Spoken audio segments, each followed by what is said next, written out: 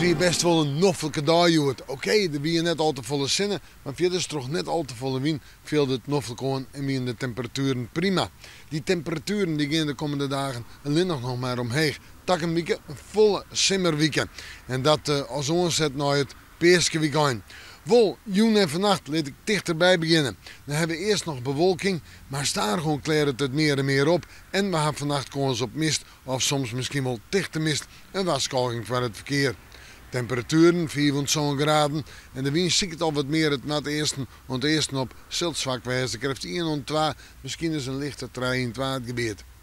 En dan komen we bij morgen uit. Dan beginnen we nog met de kans op mist en nou even bewolking, maar dan ik alweer de zinnen.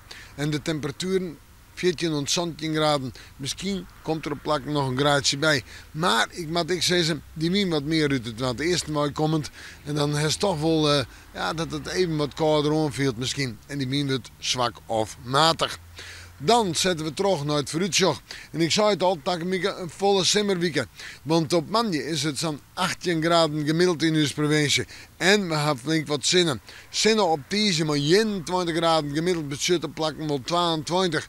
En op de Waasje nog altijd in die gemiddelde temperatuur van 20 graden. Simmerwarmte, de simmerzinnen erbij. Ja, let erop Waasje wat meer bewolking. Maar ik zei het al, ik denk dat Peerskik warm voor in de zil en dat het simmerwaar het nog wel even volhoudt. We met de Manje, maar weer even in het Waasje.